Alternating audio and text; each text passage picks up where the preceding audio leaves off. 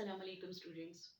Evidential privileges के lecture के part 2 के साथ आज हम अपनी वीडियो को स्टार्ट कर रहे हैं। हमने अपने प्रीवियस लेक्चर में देखा था कि there are certain witnesses which are privileged to give evidence before the court due to certain reasons. उनकी एविडेंस अगरचे रेलेवेंट होती है लेकिन फिर भी हम उनको कंपेल नहीं कर सकते और हमने वो रीजंस भी देखी अपने पिछले लेक्चर में। आज हम अपने उसी लेक्चर को जो है उसी टॉपिक को जो है हम उसको आगे बढ़ाते हैं और बात करेंगे हम आर्टिकल 9 की। आर्टिकल 9 के अंदर प्रोफेशनल कम्युनिकेशन की बात की जा रही है विच इज प्रिविलेज्ड। अब वो यहाँ जिस प्रोफेशनल कम्युनिकेशन की बात है ये है अटर्नी और क्लाइंट के दरमियान। इससे पहले कि हम लेक्चर की प्लेन रीडिंग शुरू करें, मैं आपको बता दूं कि एक तो ये टॉपिक आपके लिए मोस्ट इम्पॉर्टेंट है। आर्टिकल 9 मोस्ट इम्पॉर्टेंट है इस वजह से कि अगर आप इसको तैयार करती हैं तो यहाँ पर भी आपका क्वेश्चन जो है वो मुकम्मल होगा और यहाँ पर भी आप अच्छे तरीके से अपने क्वेश्चन को जो है वो मुकम्मल कर सकते हैं, उसको समझ सकते हैं। दूसरा, अगर आप इस पे फोकस करते हैं तो जिस वक्त आप प्रिपेयर कर रहे होंगे अपने लीगल एथिक्स वाले पोर्शन को तो ये वहां पर भी आपके काम आएगा क्योंकि ये लीगल एथिक्स का भी एक मोस्ट इंपॉर्टेंट क्वेश्चन है और रिपीटेडली आता है एग्जाम्स के अंदर। सो इसके ऊपर आपने बहुत ज्यादा फोकस करना है, बहुत ज्यादा कंसंट्रेशन के साथ आपने इसको समझना है ताकि कानूनी शहादत में भी आपके काम आए और लीगल एथिक्स के अंदर भी आपके काम आए। दूसरी बात जो मैं आपको बताना चाहती हूँ इसको स्टार्ट करने से पहले, वो ये कि अटर्नी और क्लाइंट का जो रिलेशनशिप है वो फिडुशियरी रिलेशनशिप कहलाता है। फिडुशियरी रिलेशनशिप से मुराद है ऐसा relationship in which one party places trust in another. एक पार्टी जब दूसरी पार्टी के ऊपर ट्रस्ट और कॉन्फिडेंस का इजहार करती है तो हम कहते हैं कि ये फिडुशियरी रिलेशनशिप है। लाइक टीचर एंड स्टूडेंट,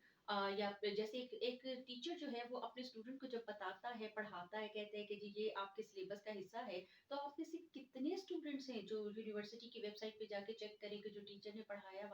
वाकई ये आपके सिलेबस का हिस्सा है या नहीं है। जैसे अभी मैंने आपसे कहा कि आप आर्टिकल 9 को प्रिपेयर करें, ये आपके लिए लीगल एथिक्स में भी काम आएगा, आपके लिए यहाँ पर भी हेल्पफुल होगा। तो आप में से कितने लोग हैं जो इस बात की तस्दीक करेंगे सिलेबस को खोल के, आउटलाइन को, कोर्स आउटलाइन को खोल के? आप इसलिए नहीं तस्दीक करेंगे बिकॉज आप लोगों का टीचर के ऊपर ट्रस्ट होता है। आपको ट्रस्ट है कि अगर हमारी टीचर हमें कह रही हैं तो वो यकीनन दुरुस्त कह रही हैं। आप अपने उस ट्रस्ट का इजहार करते हैं। इसी तरीके से जब हम लोग ये जो डॉक्टर और पेशेंट का रिलेशनशिप होता है वो भी फिडुशरी होता है। हम लोग डॉक्टर के पास जाते हैं, मेडिसिन लेते हैं और उसको आंखें बंद करके खा लेते हैं। हम में से शायद ही कोई हो जो फार्मेसी में जाए या लैब में जाए और उसको वाकई चेक करवाए कि ये वाली जो मेडिसिन है ये हमारे लिए हेल्पफुल है या नहीं है, हमें इसके खाने से फ़ायदा होगा या नहीं होगा। हम इसलिए ऐसा नहीं करते क्योंकि हमें ट्रस्ट होता है डॉक्टर के ऊपर कि वो हमारा वेल विशर है, वो हमें ठीक करेगा और वो हमारे हमारे लिए कुछ अच्छा ही करेगा। तो इसी तरीके से जब एक इंसान अपनी किसी प्रॉब्लम को लेके एक वकील के पास जाता है और उसके साथ अपना केस डिस्कस करता है, तो वो उसके ऊपर ट्रस्ट का इज़हार करता है। और उस ट्रस्ट का जब वो इज़हार एक तो ये ज़रूरी है उसकी और उसके जो वकील के लिए अपनी प्रोफेशनल रिस्पॉन्सिबिलिटीज़ को डिस्चार्ज करने के लिए ये ज़रूरी है कि उसका क्लाइंट उसके साथ खुल के बात करे और जो भी मसला है वो उसको जो है डिटेल के साथ उसको सारा बता दे और कुछ भी ना छुपाए। और दूसरा, क्लाइंट की मजबूरी भी है, अगर वो वकील को पूरी बात नहीं बताएगा तो कल को ये चीज़ खुद उसके लिए प्रॉब्लमैटिक होगी। लिहाज़ा ये ज़रूरी भी है, मजबूरी भी है। आपने वकील को सारा कुछ बताना है। लेकिन अगर दूसरी इस तस्वीर का दूसरा रुख देखिए कि अगर वकील को ये इजाज़त दे दी जाए कि उसके क्लाइंट ने उसके साथ जो भी कम्युनिकेशन की है, वो बताए, दूसरों को बताए, या वकील जो है वो बातें सुन के आगे उसको फैलाना शुरू कर दे, तो जस्ट इमेजिन कि क्या होगा कि कोई भी क्लाइंट है वो अपने वकील के साथ खुल के बात नहीं कर सकेगा, उसे सच नहीं बताएगा। जब सच नहीं बताएगा तो वो कैसे केस को जो है वो भी कैसे केस को लड़ सकता है और कैसे केस को जो है वो जीत सकता है। ये इस किस्म का एक रिलेशनशिप है कि जिसके अंदर ट्रस्ट का होना ज़रूरी है और ट्रस्ट शेक ना हो, इसके लिए कहा गया कि वकील के ऊपर ये एक पाबंदी है कि उसने इस किस्म की कोई भी चीज़ जो है वो जो उसके क्लाइंट ने उसके साथ जो भी शेयर किया है, जो भी इन्फॉर्मेशन उसे दी है, उसने उसको जो है आगे उसको लीक आउट नहीं करना, किसी और के साथ शेयर नहीं करना। अब आर्टिकल 9 जो है उसकी रीडिंग अगर करें तो वो कहता है कि no advocate shall at any time be permitted. अब ये जो at any time be permitted है, इसकी भी मैं बाद में बात करती हूँ। पहले हम देखिए, no advocate shall be permitted, किसी भी वकील को इजाजत दी ही नहीं जाएगी।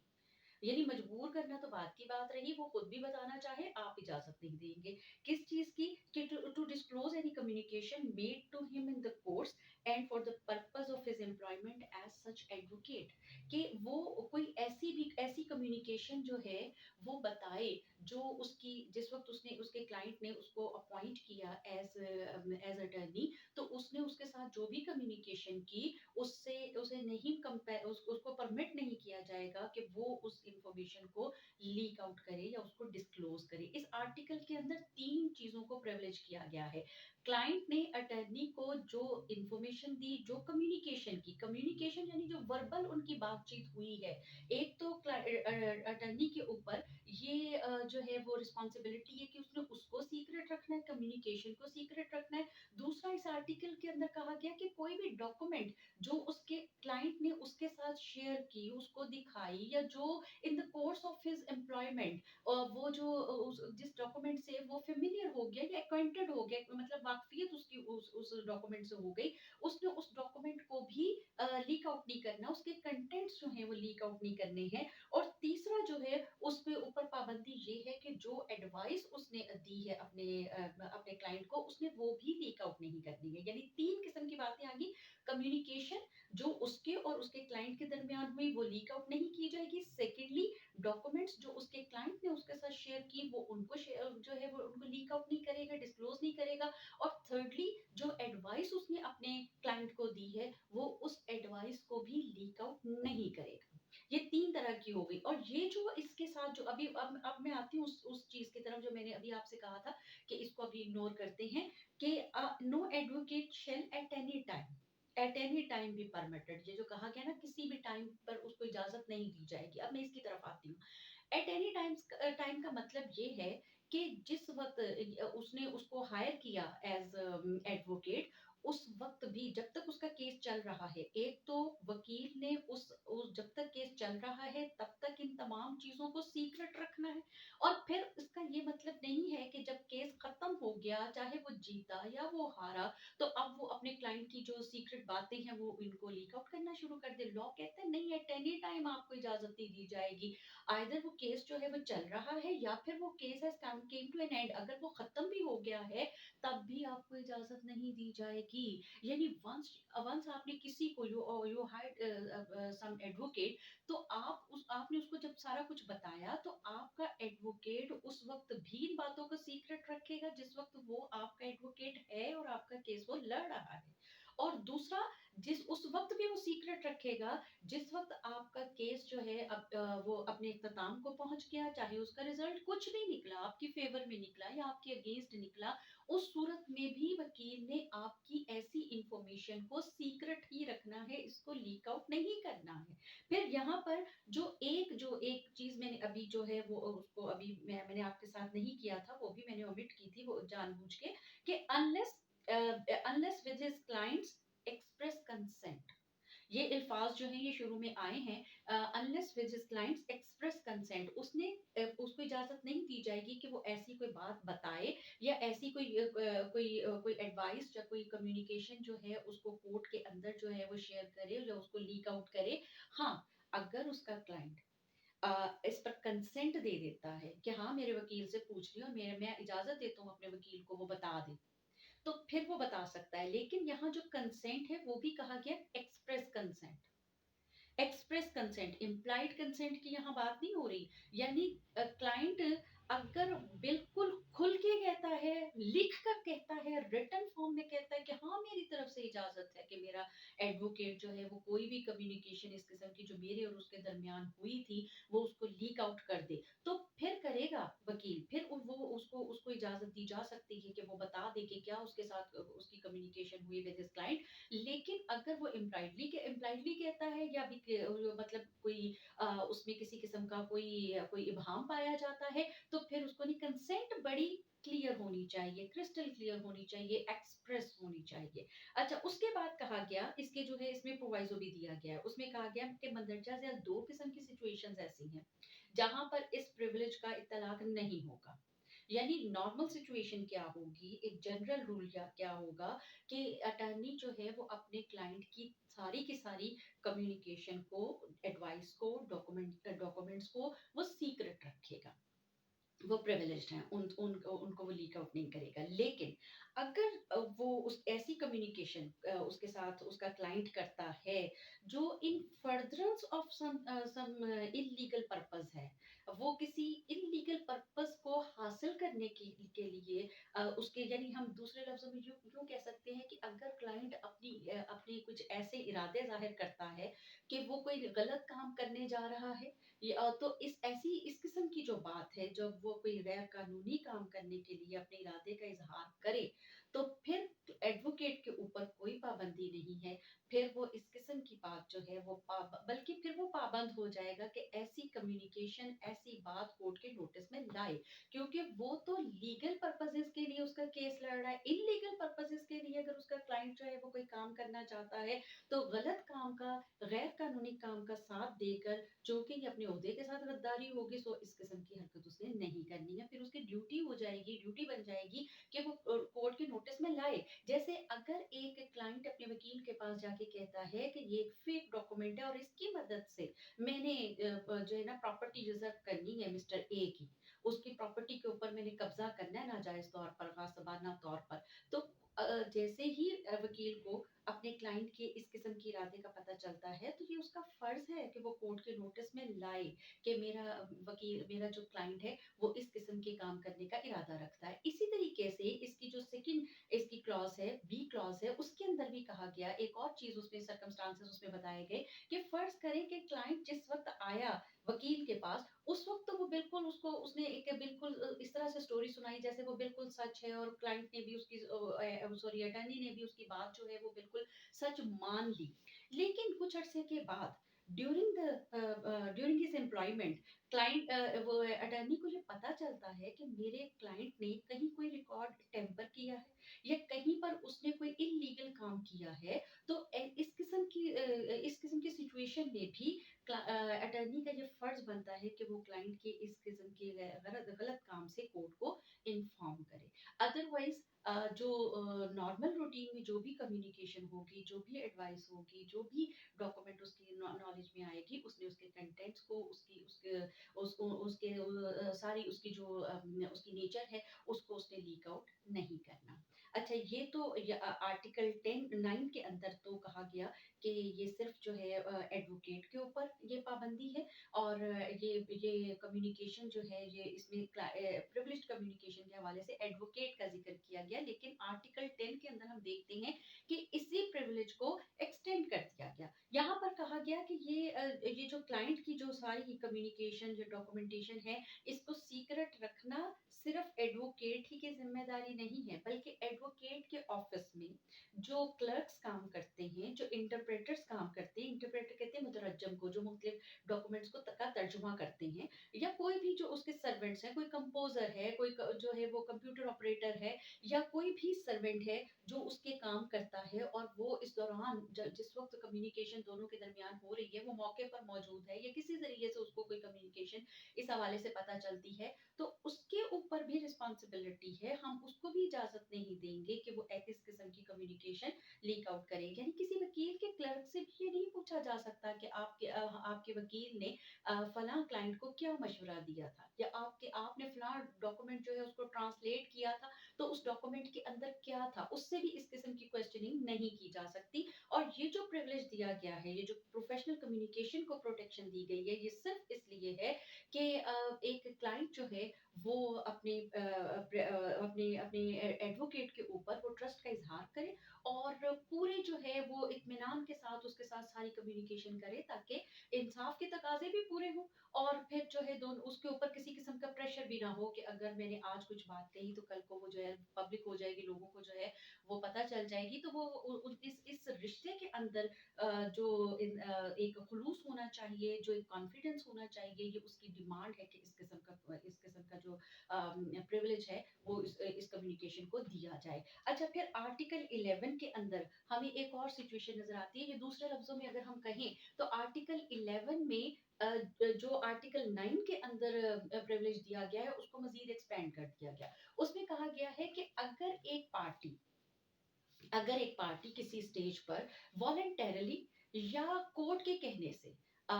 वो बनती है, विटनेस बनती है, विटनेस बॉक्स में आ जाती है, यानी एक पार्टी है और वो वॉलंटरली कहती है कि मैंने विटनेस बॉक्स में आना है या मैंने कोई एविडेंस में भी अपनी रिकॉर्ड कर मैं एज विटनेस भी अपनी एविडेंस को देना चाहती हूँ, या फिर कोर्ट कहती है, कोर्ट खुद पार्टी को विटनेस बॉक्स में बुलाती है और पार्टी अगर विटनेस बॉक्स में खड़ी है तो अब इसका ये मतलब नहीं है कि वो जो उससे ये सवाल करने शुरू कर दिया जाए कि आपको आपके वकील ने क्या एडवाइस दी या आपने अपने वकील के साथ क्या कम्युनिकेशन की, यानी ये जो प्रिविलेज्ड कम्युनिकेशन है ये उस वक्त भी प्रिविलेज्ड रहेगी when party will be there in the witness box. जब पार्टी जो है विटनेस बॉक्स में खड़ी है तब भी उसको ये प्रिविलेज हासिल होगा। और इसके साथ अगर पार्टी फर्ज करें, एक ऐसी सिचुएशन है कि पार्टी ने अपने एडवोकेट को एज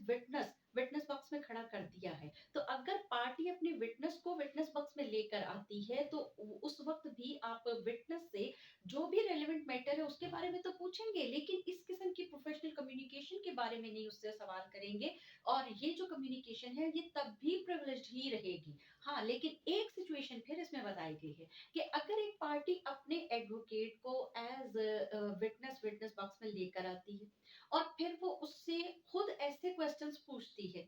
जो उस प्रिविलेज्ड कम्युनिकेशन के प्रोफेशनल कम्युनिकेशन के हवाले से है, तो फिर तो जाहिर है वो इसका मतलब ही ये है कि शी हैज वेव्ड अब हर प्रिविलेज, उसने अपना प्रिविलेज खुद से वेव कर दिया। अगर मतलब देखिए ना कि प्रिविलेज उसको दिया गया कि जो उसने कम्युनिकेशन की अपने वकील के साथ उसको लीक आउट नहीं किया जाएगा। लेकिन अगर पार्टी खुद उससे कहती है कि बताए मैं फलाना टाइम पर आपके पास आई और आपने मुझे क्या जो है वो मशवरा दिया था, तो फिर इसका मतलब यही है कि पार्टी खुद चाहती है कि जो भी कम्युनिकेशन हुई वो प्रिविलेज्ड ना रहे। फिर वो लीक आउट अगर वो खुद इस किस्म की क्वेश्चनिंग करती है तो इसका मतलब है कि उसको लीक आउट किया जा सकता है। अच्छा, आर्टिकल 12 के अंदर यही जो प्रिविलेज दिया गया है एडवोकेट्स को, ये लीगल एडवाइजर्स के ऊपर भी ये इसका इतलाक कर दिया गया, इसको मजीद इसको बढ़ा दिया गया और कहा गया कि किसी लीगल एडवाइजर से भी उसको भी कंपेल नहीं किया जाएगा कि उससे कहा जाए कि उसने अपने उसके पास जो एडवाइस लेने के लिए इंसान आया था उसने उसको क्या जो है एडवाइस दी। और यहाँ पर जो है ना जब लीगल एडवाइजर का आर्टिकल 12 के अंदर जब लीगल एडवाइजर्स को अपनी कम्युनिकेशन जो है उनकी उसके साथ क्लाइंट के साथ जब उसको प्रिविलेज दिया गया है, तो यहाँ पर कहा गया कि if no one shall be compelled to disclose to the court, tribunal और अदर अथॉरिटी एक्सरसाइजिंग जुडिशियल और क्वाज़ी जुडिशियल पावर्स। यानी अगर हम पीछे देखें ना तो वहां पर है वर्ड कोर्ट, और कानूनी शहादत के अंदर जब कोर्ट का लफ्ज, जब कोर्ट की इंटरप्रिटेशन की गई है आर्टिकल 2 के अंदर, तो उसमें कहा गया कि वर्ड कोर्ट इंक्लूड्स ऑल जजेस and magistrates who are authorized to take evidence judicially और लीगली, तो उनकी जो वो सिर्फ इसके अंदर शामिल है एक्सेप्ट आर्बिट्रेटर्स। और उसके अंदर आर्बिट्रेटर्स को शामिल नहीं किया गया, बल्कि उसके अंदर सिर्फ जो है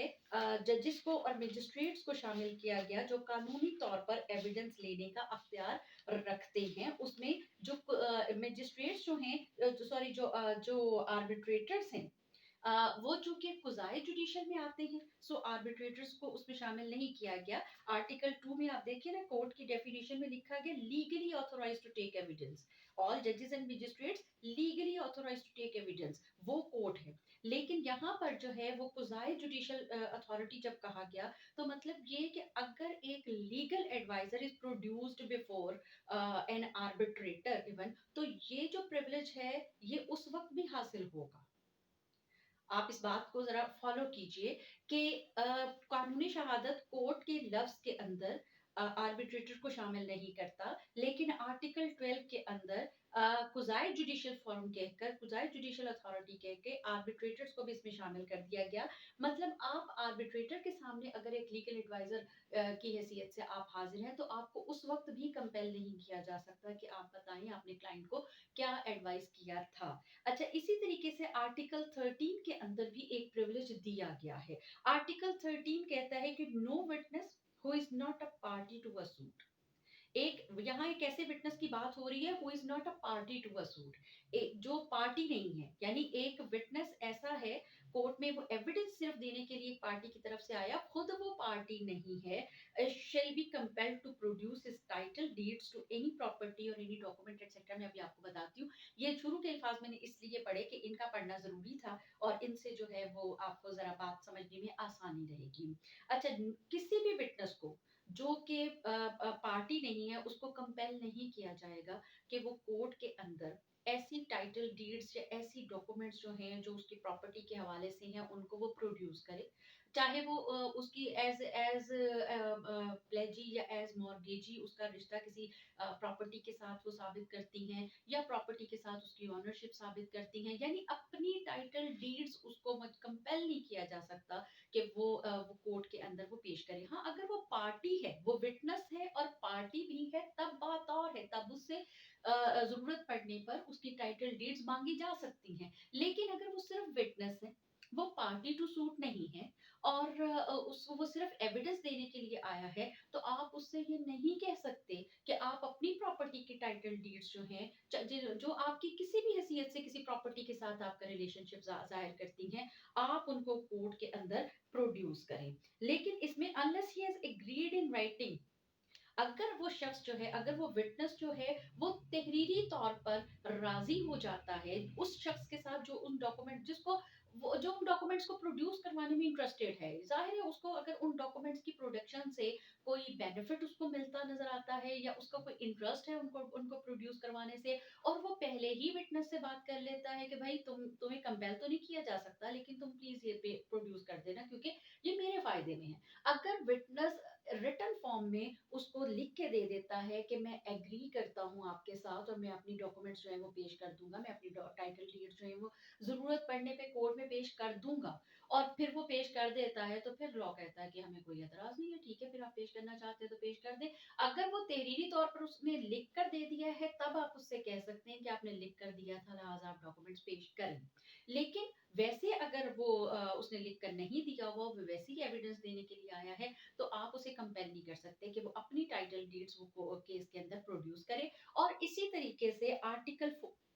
14 जो लास्ट वाला हमारा आर्टिकल है, इस क्वेश्चन का लास्ट आर्टिकल है, एविडेंशियल प्रिविलेजेस का लास्ट आर्टिकल है, उसके अंदर भी एक बात कही गई कि no one shall be compelled to produce documents in his position which any other person would be entitled to refuse to produce if they were in his position. यानी अगर एक एक शख्स की डॉक्यूमेंट्स हैं, एक शख्स की टाइटल डीड्स हैं, कुछ उसकी डॉक्यूमेंट्स हैं जो कि उसने किसी और के पोजीशन में रखवा दी हैं। अब आप उस दूसरे शख्स को जिसके पोजीशन में वो हैं, आप उसको कंपेल नहीं कर सकते कि वो डॉक्यूमेंट्स जो हैं वो प्रोड्यूस करे कोर्ट के अंदर। अगर ये डॉक्यूमेंट्स जो हैं जिस शख्स की हैं अगर उसके कब्जे में होती, अगर वो रिफ्यूज कर देता तो आप उसको भी मजबूर नहीं कर सकते और वो भी अगर रिफ्यूज कर देता है तो वो बिल्कुल सही करता है। जैसे फर्ज करें मेरी जो है मेरी कोई प्रॉपर्टी है और उसकी जो है रजिस्ट्रेशन जो है रजिस्ट्रेशन डीड वो मैंने किसी शख्स के मैंने अपने अपने क्लाइंट के पास सॉरी एडवोकेट के पास मैंने रखवा दी कि जरूरत पड़ने पर फला फला जगह पर इसको जो है इस्तेमाल करना है। अब अगर मिस्टर ए जाता है मेरे एडवोकेट के पास और वो कहता है कि मैडम की फला फला जो डॉक्यूमेंट्स है ना वो आप मुझे दे दें,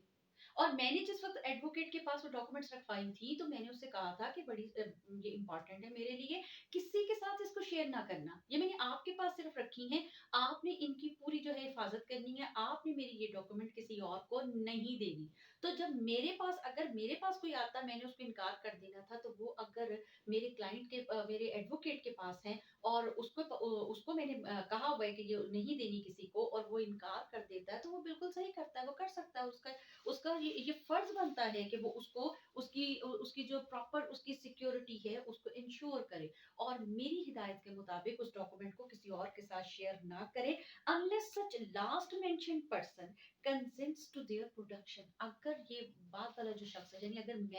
मैं अगर उसको लिख कर दे देती हूँ कि भाई मैं अपनी कंसेंट देती हूँ, आप इस डॉक्यूमेंट को जो है अगर फला फला आए तो उसको दे देना, फला जगह पर अगर जरूरत पड़े तो वहां भी सबमिट कर देना, फला शख्स को अगर आपसे रिक्वेस्ट करे तो उसको भी दे देना, तो फिर ठीक है, फिर मेरा जो एडवोकेट है वो इस डॉक्यूमेंट को दूसरों के साथ शेयर कर सकता है। लेकिन अगर मेरी टाइटल डीड मैं किसी के साथ शेयर नहीं कर सकती, तो अगर वो किसी और के पास भी मैंने रखवाई है तो वो भी इनकार कर सकता है और आप उस शख्स को कंपेल नहीं कर सकते, मेरे एडवोकेट को कंपेल नहीं कर सकते कि मेरी डॉक्यूमेंट्स जो हैं वो आपको दे। इस तरीके से हमारा जो एविडेंशियरी प्रिविलेजेस का टॉपिक है that comes to an end. बहुत आसान है, इतना कोई मुश्किल नहीं है। यूजुअली लोगों को ये मुश्किल लगता है और इस पर पहले कभी इतना क्वेश्चन जो है वो कोई पीयू के एग्जाम में इसको एग्जामिनेशन व्यू पॉइंट से इसको इम्पोर्टेंट समझा भी नहीं जाता था। लेकिन अगर आप 2019 का एनुअल पेपर चेक करें तो उसके अंदर ये पेपर ये क्वेश्चन जो है वो शामिल था। That's why it has gained importance. और अब ये आपके लिए ज़रूरी है कि आप इस क्वेश्चन को भी प्रिपेयर करें। सो अगर आपने मतलब अगर डिटेल के साथ आप ज़बानी इसको जो है वो याद करने की ज़रूरत नहीं है। आप सिर्फ़ इसके जो आर्टिकल्स हैं ना, जैसे मैंने आपको आर्टिकल वाइज़ समझाया, वैसे ही आप पहले आर्टिकल्स की प्लेन रीडिंग करें और फिर जिस तरीके से मैंने समझाया हुआ है, मेरी वीडियो को सामने रखें, उसको बार-बार सुनें and in the light of that lecture आप अगर उसकी प्लेन रीडिंग करने के बाद हर आर्टिकल की आप उसके साथ उसको मेरे लेक्चर को मिला के करेंगे तो आपका क्वेश्चन वैसे ही प्रिपेयर हो जाना है। You don't need to memorize anything. आपको जो है वैसे ही कुछ आपके जहन में चीजें बैठ जा रही हैं तो इंशाल्लाह ताला आई होप कि आपके लिए ये आसान हो गया होगा और आप जो है अगर ये क्वेश्चन दोबारा आता है तो बहुत आसानी से फिर आप कर सकेंगे। और क्वेश्चन के अंदर से जो है लीगल एथिक्स का भी क्वेश्चन निकल रहा है तो इस वजह से तो ये और भी ज्यादा इंपॉर्टेंट है। तो इसको देखिएगा, इसको याद कीजिएगा, इसको इसको ज़हन में रखिएगा और इस पे फ़ोकस कीजिएगा। और बाकी मेरी बेस्ट विशेज़ हैं आपके लिए। मेरे चैनल को सब्सक्राइब कर लीजिएगा अगर अभी तक सब्सक्राइब नहीं किया तो। और इसको इसको भी एक समझ लें कि ये भी जैसे मेरी एक ड्यूटी है कि मैंने आपके लिए वीडियोज़ बनानी है और आपको जो है आपको गाइडेंस प्रोवाइड करनी है, वैसे ही आपकी भी ड्यूटी है कि आप मेरे चैनल को सब्सक्राइब कर लें और मुझे अपने कमेंट्स भी दीजिए। और फर्दर अगर आपको किसी और टॉपिक के ऊपर अभी मुझे स्टूडेंट्स दे भी रही हैं कि हमें फलां टॉपिक पे चाहिए, फलां टॉपिक पे लेक्चर आप दें, तो अगर आपको भी किसी लेक्चर की ज़रूरत है, किसी टॉपिक के ऊपर आप लेक्चर देना चाहते हैं, तो ज़रूर मुझसे कहिए और अपना बहुत ख़्याल रखिएगा। फिर मिलेंगे अपनी नेक्स्ट वीडियो के अंदर। बहुत शुक्रिया। अल्लाह हाफ़िज़।